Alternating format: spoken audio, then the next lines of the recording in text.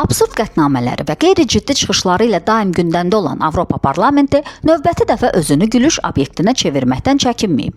Bu dəfə Avropanın siyasi səhnəsində maraq doğuran təklif Fransadan olan Avroparlamentari Rafael Glucksmanndan gəlib. O, ABŞ-yə 19-cu əsrdə Fransa tərəfindən hədiyyə edilən azadlıq heykəlinin geri qaytarılmasını tələb edib.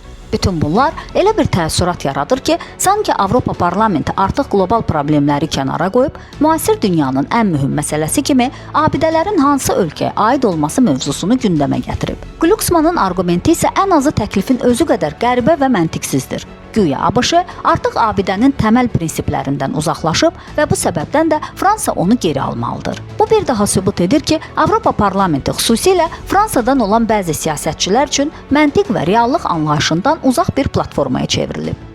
Görünən odur ki, Glucksmann təkcə tarixi simvollarla kifayətlənmir, həm də ABŞ-nin daxili siyasətinə müdaxilə etməyi özünə borc bilir. O, ABŞ prezidenti Donald Trumpın elmi institutlara ayrılan maliyyəni azaltmaq qərarını da kəskin tənqid edərək, bu addımın Fransa hökumətinə bəzi alimləri öz ölkəsinə cəlb etməyə imkan yaratdığını bildirib. Bundan əlavə, Fransadakı ifrat sağ hərəkatları da Trumpı və onunla birlikdə milyarder Elon Musk'ı dəstəkləməkdə günahlandırıb. Görəsən, Avropa Parlamenti nə vaxtsa bu qeyri-ciddilikdən qurtulub həqiqi problemlərlə məşğul olacaqmı, yoxsa növbəti iclaslarında daha bir tarixi abidənin qaytarılması tələbi ilə çıxış edəcək?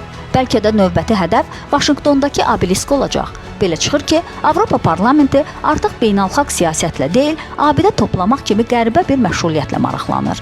Əslində, Avropa Parlamentinin bu cür populist və mənasız təşəbbüslərlə çıxış etməsi təsadüfi deyil. Belə görünür ki, qurum bu üsulla öz daxilində baş verən korrupsiya qalmaqallarını ört-basdır etməyə çalışır.